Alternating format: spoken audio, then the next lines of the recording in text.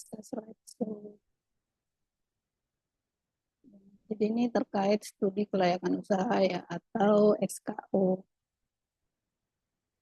Jadi untuk gambaran materi hari ini, jadi pengertian terkait SKO ya, tujuan dan manfaat SKO ya, arti penting dari SKO ini apa ya, terus bagaimana proses dan tahapan dari studi kelayakan ya, selanjutnya analisis kelayakan bisnis ya, penyusunan SKO ya, sistematikanya, dan terakhir itu evaluasi dan persiapan bisnis. Jadi sebagai pengantar ya, jadi kewirausahaan atau entrepreneurship ini merupakan suatu kemampuan kreatif ya, atau kreativitas dan inovasi yang menjadi dasar atau sumber daya untuk menciptakan peluang ya, agar bisa meraih kesuksesan dalam berbisnis ya. Jadi sebenarnya dalam kewirausahaan itu merupakan kemampuan ya dalam menciptakan sesuatu yang baru ya, makanya disebut inovasi ya. Jadi sesuatu yang baru yang berbeda ya, berarti ada inovasi dan kreatif ya, melalui pemikiran kreatif dan tindakan inovatif ya. Jadi di sini agar muncul yang namanya peluang ya, ini berdasarkan Peter ya. Jadi seorang wirausahawan ya itu berarti seorang pelaku kewirausahaan. Ya. Jadi terkait dengan SKO ya. Jadi studi kelayakan itu bisa disebut fleksibilitas tadi ya, atau sebagai bahan pertimbangan ya. Jadi sebagai bahan pertimbangan apakah suatu usaha itu layak atau tidak untuk uh, dijalankan ya. Jadi sebagai pertimbangan dalam mengambil keputusan ya, apakah suatu ide atau gagasan usaha itu uh, yang akan direncanakan bisa diterima atau tidak ya. Jadi ada kelayakannya dulu ya, studi kelayakannya ya.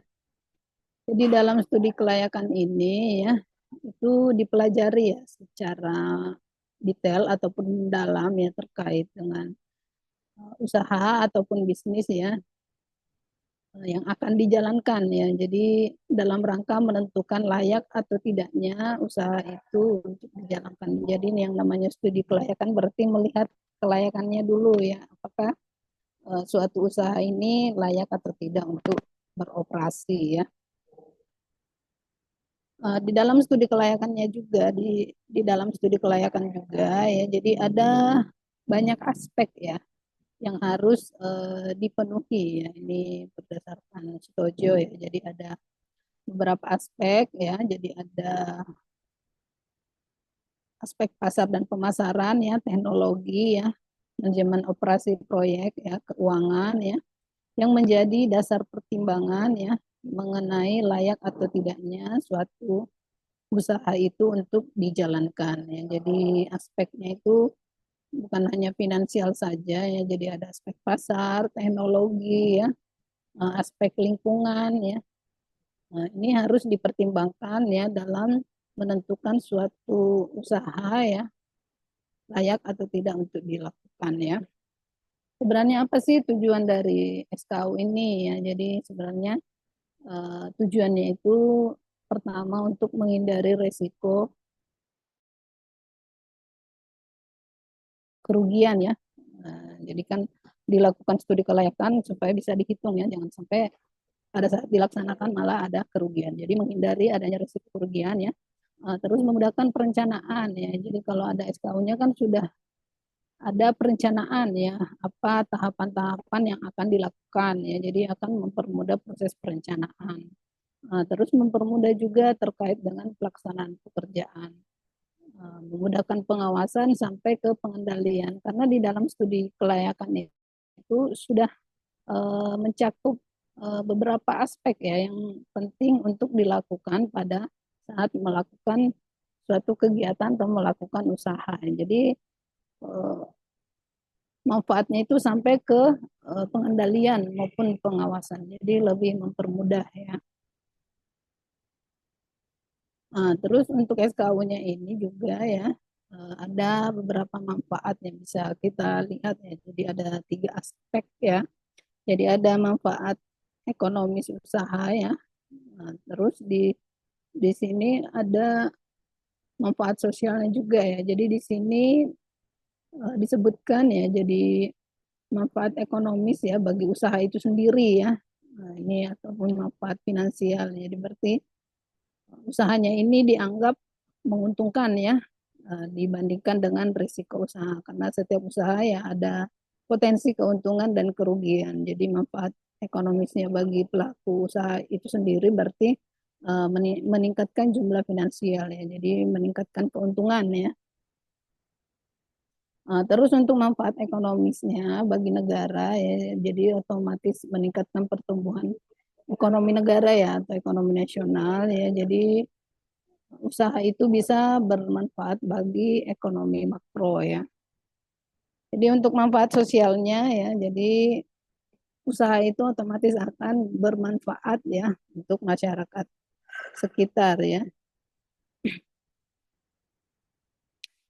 Terus dilihat dari ruang lingkup SKU ya. Jadi dalam studi SKU itu masing-masing berkaitan ya dengan disiplin ilmu lainnya ya. Jadi dalam studi kelayakan itu banyak aspek ya, beberapa aspek ilmu ya yang berkaitan ya pada studi kelayakan itu ya. Jadi dari aspek aspek hukum itu kan setiap usaha berarti harus memiliki perizinan ya. Jadi ada legalitas badan hukum ya. Yang jadi ada jenis badan hukumnya yang diatur dengan perundang-undangan ya. Terus terkait dengan sumber daya manusia ya, aspek sumber daya manusia otomatis di sini ada manajemen SDM-nya ya. Jadi ada perencanaan, pelaksanaan, pengorganisasian. Jadi ada eh, pelaku ya yang ada di sini ya. Jadi terus di aspek lingkungan ya, di aspek lingkungan itu terkait dengan kegiatan AMDAL ya. Di dalam membuat SK itu harus diperhatikan ya dampak lingkungan yang bisa berdampak ya. Jadi ada terkait dengan jenis limbah ya, apakah itu limbah padat, limbah cair, bagaimana penanganannya ya. Terus dari finansial ya, jadi otomatis kalau finansial terkait dengan bagaimana sumber modal ya, modal tetap ataupun modal kerja ya. Terus terkait dengan ilmu pemasaran berarti harus tahu terkait dengan aspek pasar ya, atau market potensial ya, atau pasar yang tersedia maupun target market ya, ataupun pasar sasaran yang akan dituju ya. Ini kan sesuai dengan jumlah permintaan ya, dan berkaitan dengan terkait produksi ya, produksi terkait barang atau jasa yang akan dibuat ya pada usaha yang kita akan bangun ya. Ya, jadi siapa pihak-pihak yang berkepentingan ya. Jadi ada di sini pemilik usaha ya. Ini akan mempelajari keuntungan maupun kerugian ya. Terus di sini lembaga keuangan ya. Jadi kan biasanya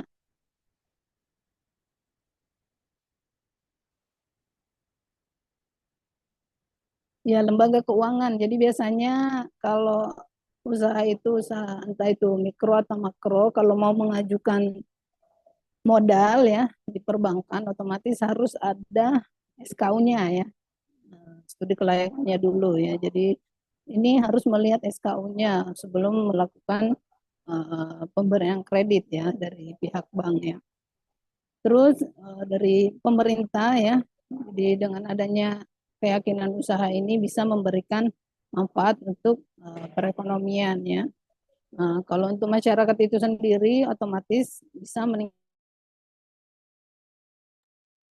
meningkatkan atau menyediakan lapangan kerja bagi masyarakat ya.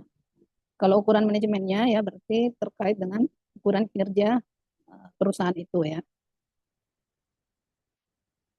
Ya, jadi di sini untuk manfaatnya otomatis ya untuk manfaat dari SKU ini ya, dari adanya SKU ini ya untuk usaha baru ya. Usaha baru misalnya itu ya usaha itu yang belum pernah ada ya.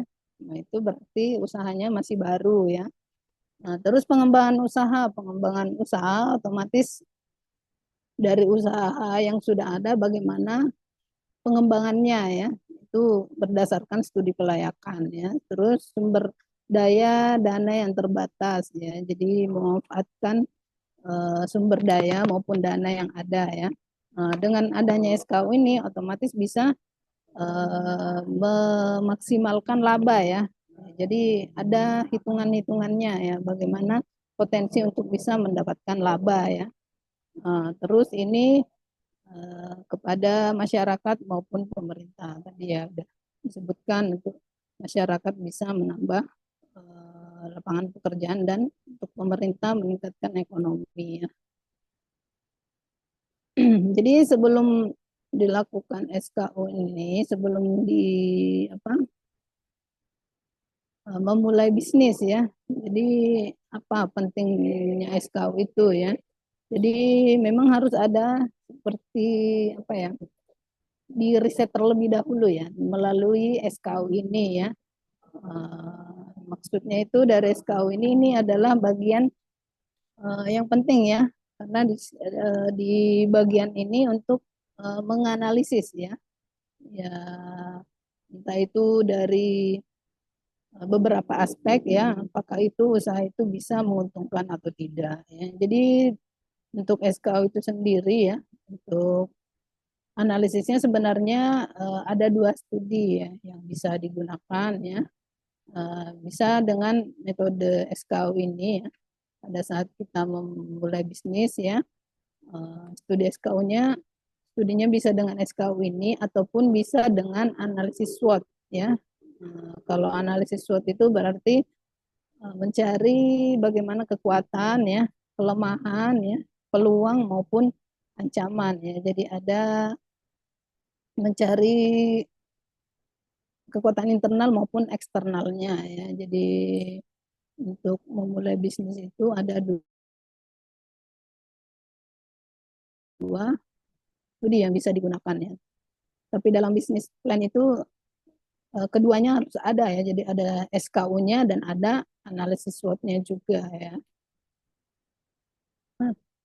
Nah, jadi terkait untuk SWOT ini ya, jadi strength itu ya dari ini semuanya dari bahasa Inggris ya. Berarti kekuatan yang ada ya. Jadi kekuatan yang dimiliki terkait dengan usaha yang kita akan bangun ini. Jadi minimal ya dalam analisis SWOT ini kita bisa mendapatkan 5 parameter ya. Jadi lima poin setiap setiap aspek ini ada 5 poin minimalnya ya. Ya harusnya di strength dan peluang itu kekuatan dan peluang itu harusnya lebih banyak poin yang bisa ditemukan ya. Jadi kan mencari peluang ya. Poin-poin yang mana kekuatan dan yang mana peluang ya. Jadi strength itu terkait dengan kekuatan yang ada pada usaha yang akan kita bangun ya. Kalau weakness ya berarti kelemahan ya yang ada ya, kelemahan internal kira-kira yang ada ya. Ini biasanya untuk strength dan weakness itu internal ya. Namun kalau opportunity dan threat ini ya peluang dan ancaman itu biasanya di luar ya, eksternal ya. Jadi kondisi peluang yang berkembang di masa yang akan di masa sekarang ya, ataupun nanti untuk melihat apakah usaha yang kita bangun ini bisa berpotensi jangka panjang atau tidak ya. Terus threat-nya ya, jadi kondisi yang mengancam dari luar ya, kondisi threat-nya berarti pesaing ya, pesaing dari luar apakah usaha yang kita bangun ini pesaingnya bagaimana ya, itu harus kita temukan beberapa aspek dari analisis SWOT ini ya. Uh, Sebenarnya dari analisis SWOT ini bisa dilakukan improvisasi ataupun perbaikan. Jadi dengan melihat apa kondisi internal maupun eksternal, berarti kan kita bisa menganalisis inovasi apa yang mungkin yang bisa kita berikan dari usaha yang akan kita bangun ya. Ya ini contoh ya. Ini Contoh, kok ini agak hilang ya. Ya, ini dari analisis SWOT ya, dari analisis SWOT. Ya, dari analisis SWOT di sini ya. Ini misalnya ya, contoh aja ini ya. Jadi ini adalah strength-nya ya. Terus ini adalah kelemahan. Ini misalnya analisis SWOT dari PT Indofood ya. Ini adalah peluangnya dan ini adalah ancamannya. Harusnya kalau usaha yang mau kita bangun itu yang banyak itu adalah ini ya, kekuatan dan peluang ya. Jadi harus sebenarnya lebih banyak yang ditemukan pada kekuatan dan peluang ya. Ini kan kelemahannya malah hanya satu, ancamannya itu ini biasanya berbicara dengan pesaing ya. Jadi misalnya kalau sudah kita temukan ya, kita temukan dari analisis SWOT ini ya, ini kan yang kita cari itu yang ini dulu ya, kekuatan, kelemahan, terus peluangnya, ancamannya apa. Lalu strateginya apa? Ini ada yang namanya strategi SO ya, berarti menggunakan kekuatan dan peluang ya. Ini kalau misalnya strategi SO. Terus ada strategi WO ya, berarti menggunakan peluang untuk eh, meminimalisir kelemahan ya. Ya, terus strategi ST, strength dengan trade ya, berarti menggunakan kekuatan untuk eh, meminimalkan ancaman ya. Terus di sini strategi WT ya, berarti weakness dan trade ya. Jadi dari dari apa kekuatan ya, kelemahan ya, peluang, ancaman ini dicari strateginya berdasarkan poin-poin ini ya. Nah, ini strategi yang digunakan ya. Strategi ada SO, WO, ST, dan WT ya. Nih, jadi ini penggabungan dari kekuatan ya, kekuatan, kelemahan maupun peluang dan ancaman ini di sini ya, di kuadran 4 ini. Terus bagaimana proses ya dan tahap dari SKU ya. Jadi prosesnya itu berarti harus menemukan tahapan ide dulu ya, mendapatkan ide ya, ataupun perumusan gagasan ya terkait usaha yang akan kita bangun ya. Terus tahapannya memformulasi tujuan ya, ya tujuan tujuan yang akan tujuan dari usaha yang kita bangun ini ya. Nah, terus di tahap analisis ya. Jadi di sini ya menganalisis semuanya ya, menganalisis beberapa aspek ya, entah itu aspek pasar, finansial ya, jadi hitung-hitungannya. Terus nanti tahapan terakhir itu di tahap keputusan ya. Keputusannya itu apakah usaha ini layak atau tidak untuk dijalankan ya dari setelah dilakukan analisis itu ya. Ya, jadi ini terkait penemuan ide ya, atau perumusan gagasan ya. Jadi pada tahapan ini ya seorang wirausaha itu telah menemukan ide ya atau gagasan untuk membuka usaha ya. Eh, Lalu ide itu dirumuskan dan diidentifikasi ya, dari ide yang sudah ditemukan ya. Setelah itu diformulasikan ya apa tujuannya ya, dari ide yang sudah ada ya, tujuannya itu apa yang kita cari dari usaha yang akan kita rintis ini ya. Jadi di tujuan ini berarti sudah terbentuk visi dan misi ya. Visi dan misi apa yang kira-kira apa visi misi dari bisnis yang akan kita bangun ini sudah ada ya, sudah teridentifikasi. Jadi di proposal itu ya harus muncul ya visi misi dari eh, kelayakan usaha itu ya. Eh, di tahap analisis ini ya, jadi di sini disebutkan tahap analisis atau penelitian ya, karena ini adalah suatu proses yang berkelanjutan yang sistematis ya untuk bisa menarik keputusan atau kesimpulan apakah suatu usaha ini layak atau tidak untuk dilakukan ya. Jadi memang ada beberapa aspek ya yang harus dicermati ya dalam tahapan ya. Jadi ada beberapa aspek ya. Jadi ada aspek pasar ya, aspek produksinya ya, terus manajemennya dan finansial. Jadi di tahap analisis ini ya beberapa aspek yang penting ini harus ada analisisnya ya. Nah, karena misalnya di aspek pasar ya kita harus tahu target marketnya itu apa-apa saja ya. Terus di manajemennya otomatis bagaimana terkait pengorganisasiannya ya. Kalau di keuangan berarti terkait dengan sumber modal ya, modal kerja ataupun modal tetap yang kira-kira akan digunakan pada usaha yang akan kita bangun ya. Ya, jadi di sini ya dari aspek ini ya, kalau pemasaran berarti bagaimana mengetahui kebutuhannya, kebutuhan pasar ya atau kebutuhan konsumen ya. Bagaimana terkait dengan eh, target ya atau nilai tambah dari produk yang kita hasilkan ya, bagaimana persaingan ya, pertumbuhan pasar maupun pangsa pasar ya.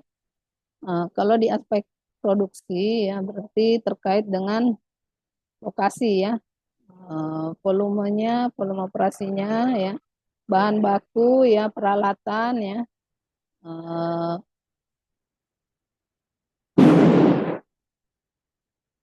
Terus terkait di aspek manajemen ya berarti terkait dengan organisasi ya, pengorganisasian, tim manajemennya, kepemilikan ya. Di sini ada perencanaan, pelaksanaan, dan pengawasan ya. Di aspek keuangan berarti terkait dengan kebutuhan dana ya, sumber dana ya, proyeksi laba rugi ataupun cash flow-nya ya. Nah, di tahap keputusan ini ya, nah ini dari sekian tahapan ya sampai di tahap analisis, nah, itu nanti dievaluasi ya, dievaluasi, dianalisis ya. Eh, dan hasilnya meyakinkan, maka masuk ke tahap pengambilan keputusan ya. Dari pengambilan keputusan ini layak atau tidak ya, itu dari hasil SKU-nya ini ya. Jadi untuk pengkajian analisis ya ini bisa dilihat juga ya ada beberapa poin terkait aset kewajiban ya, piutang ya, eh, lisensi ataupun kontrak. Ya, jadi ini adalah tahapan ya. Ya, jadi proses studi kelayakan bisnisnya ya. Jadi tadi dimulai dengan gagasan usaha ya. Jadi ini adalah ringkasan dari tahapan tadi yang dijabarkan ya. Karena awalnya ada idenya dulu ya. Ide dari gagasan usaha yang dibangun ya. Terus tujuannya dari tujuan ini muncullah visi dan misi ya. Jadi dari ide itu apa visi dan misi ya. Visi itu berarti yang global tujuan utama ya. Misinya itu berarti adalah tujuan khusus ya dari usaha yang akan dibangun ya. Terus analisis ya. Analisis di sini yang evaluasi ya. Ya, dari beberapa aspek ya yang sudah disebut terkait dengan aspek pasar ya, aspek produksi, manajemen, keuangan, aspek-aspek lainnya bisa aspek teknik dan teknologi ya, terus aspek lingkungan ya, maupun aspek hukumnya, bagaimana putusan perizinan ataupun lisensinya ya. Setelah aspek-aspek ini dievaluasi ataupun dinilai, baru masuk ke tahap keputusan ya. Keputusan di sini ya bisa iya, bisa tidak ya, bisa dijalankan, bisa tidak ya. Jadi keputusan masih ada dua opsi ya. Kalau memberikan keuntungan yang lebih banyak, otomatis bisa dilaksanakan ya. Tapi kalau setelah hitung-hitungan, eh, keuntungannya cuma lebih sedikit ya, malah potensi kerugiannya lebih besar, otomatis tidak akan dilanjutkan ya. Jadi dari SKU itu penting karena bisa menilai ya dari rencana usaha yang akan kita bangun itu layak atau tidak untuk dilaksanakan ya.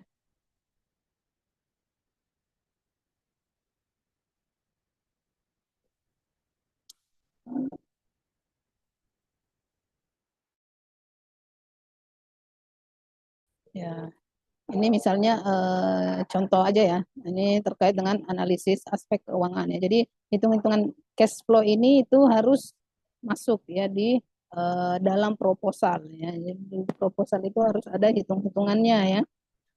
Misalnya di sini analisis kas masuk ya. Berarti laba setelah pajak ditambah penyusutan ya, tambah satu dikurang tarik pajak atau bunga ya. Jadi udah diprediksi ya dari tahunnya 0 tahun, 1, 2, 3. Jadi minimal hitungannya itu ada 3 tahun ya. Jadi sudah ada nilai ya. Nah, sudah bisa diukur ya terkait dengan laba setelah pajaknya itu berapa ya, penyusutannya itu berapa, bunga, terus perolehan yang bisa kita dapat itu berapa dari nilai ini. Jadi perhitungan dari proyeksi aliran kas atau cash flow itu sudah harus muncul di tabel SKU itu ya. Jadi bukan hanya memberikan gambaran deskriptif ya, tapi yang paling penting itu cash flow, aliran cash flow-nya ya terkait pendanaan. Karena di situ kan bisa kita lihat ya apakah usaha kita ini bisa untung atau tidak ya dari perhitungan ini. Jadi biasanya itu dibuatnya sudah beberapa tahun, bukan hanya 1 tahun aja ya. Apalagi misalnya kalau misalnya yang dibangun adalah usaha besar ya itu biasanya tabel proyeksinya itu sampai 5 tahun ya. Ya, jadi di sini ada beberapa ya untuk mengetahui ya ini kalau misalnya investasi ya layak tidaknya suatu investasi dilakukan, apakah menguntungkan secara ekonomis. Jadi ada 4 kriteria ya. Jadi ada payback period, net present value ya, internal rate of return dan probability index ya. Ini kita bahas ya. Ini terkait dengan payback period ya atau PBP ya. Jadi ini perhitungan ya jangka waktu terkait pengembalian modal ya. Jadi harapannya kan semakin cepat balik modal ya berarti semakin bagus ya. Ya, berarti semakin cepat payback periodnya berarti semakin baik bisnis itu ya. Jadi di sini hitungan rumusnya itu nilai investasinya ya kas masuk bersih dikali dengan 1 tahun ya. Jadi sudah ada gambaran ya pangsa pasar kita itu kita akan menghasilkan berapa kira-kira bisa apa produk yang terjual itu ada berapa. Jadi sudah ada perhitungan ya. Jadi untuk kriteria nilai bersih sekarang ya, jadi ini terkait nilai uang sebagai manfaat ekonomi ya yang akan diperkirakan ya, akan diterima di masa yang akan datang ya, yang tidak sama dengan nilai uang yang diterima sekarang ya, karena ada faktor interest rate. Karena kan kita tahu ya nilai apa nilai uang itu ya setiap tahunnya akan menyusut tidak sama ya. Jadi ini tetap masuk dalam faktor interest rate-nya ya. Ini ada beberapa ini ya gambaran rumusnya ya. Nah, nanti mungkin bisa di searching-searching ya untuk contoh perhitungannya ini ya. Jadi memang harus muncul perhitungan ya eh, seperti 4 yang saya sebutkan tadi di dalam proposal kita itu ya. Ya, supaya di sini yang dicari adalah nilai bersih sekarang ya. Nilai bersih sekarang nanti dihitung ya berdasarkan rumus ya dari benefit ya, aliran kas masuk, terus tingkat bunga yang berlaku ya, terus periode waktunya ya ataupun faktor nilai sekarang. Jadi di sini untuk mendapatkan nilai bersih sekarang atau NPV-nya ini. Ya, terus ada kriteria rasio ya, manfaat biaya atau benefit cost ratio ya. Ini manfaat ekonomis itu diperoleh apabila nilai BCR-nya ini lebih dari 1 ya. Berarti harus diinputkan nilai ya. Nah, supaya nanti bisa dihitung. Jadi dianggap untung ya, ada manfaat ekonomis apabila setelah perhitungan itu mendapatkan nilai lebih dari 1 ya. Terus ada kriteria internal rate of return ya, return jadi RR ya. Jadi ini interest rate ya. yang membuat nilai net present value atau NPV ini menjadi nol atau disebut juga sebagai indeks keuntungan ya. Ya, jadi kriterianya itu ya bila IRR-nya ini lebih dari MARR-nya ini berarti maka bisnis itu layak secara ekonomis ya. Jadi kriterianya ini ya harus harus IRR-nya ini lebih dari MAR-nya ya. Nah, karena baru dianggap layak secara ekonomis ya. Nah, ini misalnya contoh ya, ini dari jurnal ya, tapi ini hanya membahas terkait dengan kelayakan ya dari beberapa aspek tadi yang disebutkan ya. Jadi ada aspek pasar, teknologi ya, SDM, finansial maupun aspek lingkungan ya. Ini misal ini dari jurnal ya yang saya kutip ya. Ini terkait analisis kelayakan pembukaan cabang laboratorium klinik kesehatan ya di Kabupaten Boyolali ya. Jadi kita di sini hanya melihat gambaran aspek ya yang akan dinilai pada apabila membuka cabang lab klinik ya yang baru. Ya, jadi di sini bisa kita lihat ya. Jadi ada beberapa aspek ya. Eh, Aspek untuk menilai kelayakan pembukaan cabang baru ya. Jadi di sini ada beberapa aspek di sini. Ada 6 aspek ya. Jadi dari aspek pasar ya, aspek teknik dan teknologi ya, aspek manajemen SDM, aspek finansial, aspek hukum dan aspek lingkungan ya atau amdalnya. Ini kalau misalnya mau buka usaha lab ya, lab yang baru ya. Ini cabang-cabang baru. Kalau aspek pasar kan otomatis ada produk ya atau deskripsi ya, jumlah pasar ya, jumlah penduduk di area situ berapa ya, potensi marketnya ya atau market potensialnya ya. Terus pasar yang tersedia dan target marketnya itu ya. Ini terkait dengan jumlah permintaan ya. Terus untuk aspek teknik dan teknologi ya otomatis lokasinya ya. Lokasinya ini apakah strategis atau tidak ya. Terus peralatan dan mesin yang digunakan ya. Nah, di sini penentuan lokasi ya, pemilihan alat yang digunakan ya, maupun penentuan layoutnya ya. Terus terkait dengan aspek manajemen SDM ya otomatis terkait manajemen berarti berbicara dengan keorganisasian ya, pengorganisasian seperti apa, struktur organisasinya ya, perencanaan, pelaksanaan dan pengawasannya seperti apa ya. Jadi di sini ada struktur organisasi ya. Apakah ada SDM-nya ya yang siap bekerja ya. Terus di sini sudah ada job dan deskripsi pekerjaan. Jadi sudah detail ya pekerjaannya apa, terus bagaimana gambaran deskripsi pekerjaannya ya. Di sini untuk aspek finansial ya berarti terkait investasi ya, modal tetap, modal kerja dan sumber modal ya. Seperti yang disebutkan tadi ya, ini di dalam finansial ini ada nilai MAR-nya ya. Yang tadi NPV ya, PP, IRR dan analisis sensitivitasnya. Dalam aspek hukum berarti jenis badan hukum usaha ya, undang-undang yang menaungi apa ya, ini untuk mendapatkan perizinan ya. Dalam aspek lingkungan ya atau di AMDAL-nya ini otomatis harus menilai ya terkait dengan penanganan limbah ya. Jadi di sini jenis limbahnya apa ya? Ada limbah padat atau cair ya. Limbah padat dan cair ini dari analisis aspek ke semua aspek ini baru bisa ditentukan ya apakah pembukaan cabang lab klinik Patra Medica ini layak atau tidak untuk dilanjutkan ya. Ini mungkin kalau mau melihat fullnya bisa mencari jurnal ini ya. Jadi di situ ada penjabaran ya dari jurnal itu ya, dari beberapa aspek ini ada penjabarannya lengkapnya. Jadi silakan bisa di searching jurnalnya. Ini kalau misalnya kita ada ide ya untuk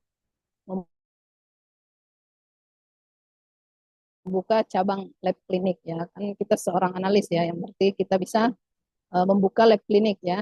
Nah, cuma kalau kita seorang analis, kita nggak bisa membuka lab klinik tersendiri ya. Jadi harus ada dokter ya.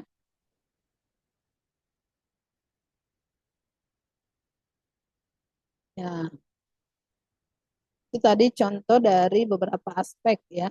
Apa, aspek untuk SKU ya. Kalau terkait dengan penyusunan, sistematika penyusunan SKU ya, ini kan akan dibagi beberapa bab ya, bab sampai bab 3 sampai ke biaya ya. Jadi nanti mungkin bisa disesuaikan aja dengan proposal yang sudah dibuat ya.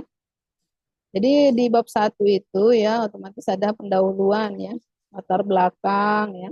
Di latar belakang itu harus udah ada gambaran umum tentang usaha ya yang kira-kira akan kita bangun ya.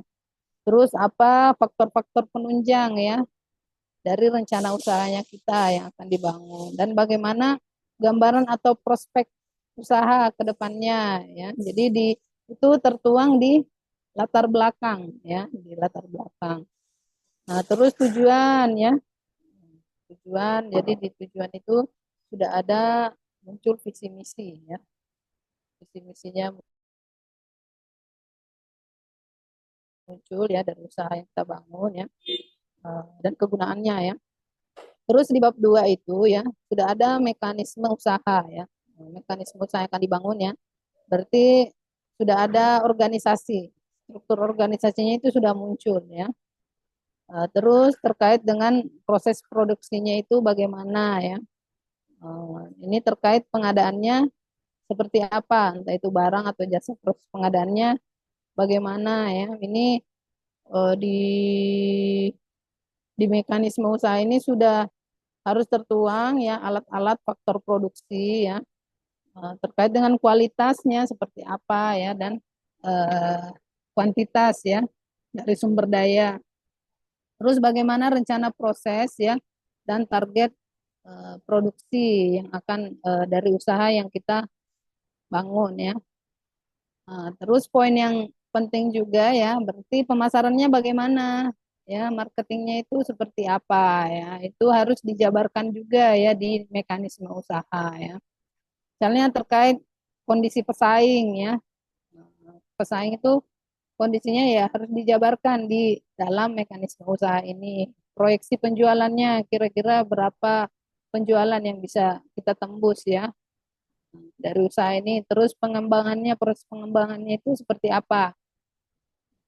Terus terkait dengan program pemasaran. Kira-kira ini usaha yang kita bangun ini kira-kira bentuk pemasarannya itu seperti apa. Itu sudah tergambar di mekanisme usaha ya. Terus di bab 3 itu sudah ada analisis biaya dan pendapatan usaha ya. Jadi di sini sudah ada hitung-hitungan apa penjualan, keuntungan ya, maupun biaya-biaya ya. Jadi di analisis biaya dan pendapatan ini ada penjualan dan keuntungan ya. Jadi jumlah pendapatan itu ya harusnya sudah bisa di apa ya, dihitung ya, diperkirakan ya jumlah pendapatan per minggu, per bulan, per tahun ya. Terus apakah berpotensi ada proyeksi pendapatan sampingan ya per minggu ya, itu dijabarkan. Terus biaya ya, biaya-biaya apa saja yang ada ya. Jadi di sini ada biaya produksi ya, pengadaan barang ya, biaya administrasi dan umum ya atau biaya operasional. Terus biaya bunga pinjaman ya dan cicilan hutang. Kalau misalnya apa kita membuka usaha ini dari pinjaman ya, bukan dari modal sendiri ya. Terus bagaimana hitungan dari biaya pajak ya. Nah, ini masih lanjutan ya. Jadi penjualan, B di biaya ya, biaya-biaya ini yang harus muncul. C itu keuntungan ya. Keuntungan ya. Terus selanjutnya itu cash flow-nya ya. Gambaran cash flow-nya itu sudah muncul yang hitung-hitungan seperti tadi ya yang saya sebutkan ya. Terus kriteria investasinya ya. Nanti setelah itu ya di bab akhir ya di penutup ya apa kesimpulan dan harapan dari SKU yang sudah dibuat. Ya, jadi walaupun sebenarnya usaha yang kita bangun itu sebenarnya usaha yang sederhana ya minimal ada gambaran ya poin-poin dari ini. Jadi semakin detail SKU yang kita buat itu berarti ya semakin bagus ya. Apalagi misalnya hitung-hitungan flashpointnya sudah lengkap ya karena kan poin-poin ini memang harus muncul di apa SKU yang kita buat. Ya, jadi untuk kesimpulan ya materi ini ya, jadi SKU itu merupakan analisis ya ataupun penelitian tentang layak tidaknya suatu bisnis itu dilaksanakan ya dengan menguntungkan secara terus-menerus ya. Terus ada 5 alasan ya mengapa SKU itu menjadi penting ya. Pertama itu menghindari risiko ya, kerugian, memudahkan perencanaan, pelaksanaan ya, pekerjaan, pengawasan dan pengendalian ya.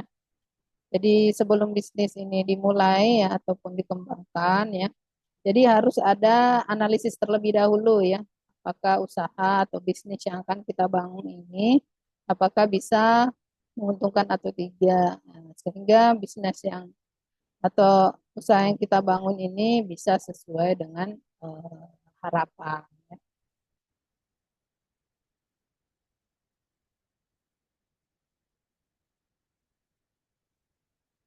Jadi mungkin itu terkait materi ini ya, SKU ya.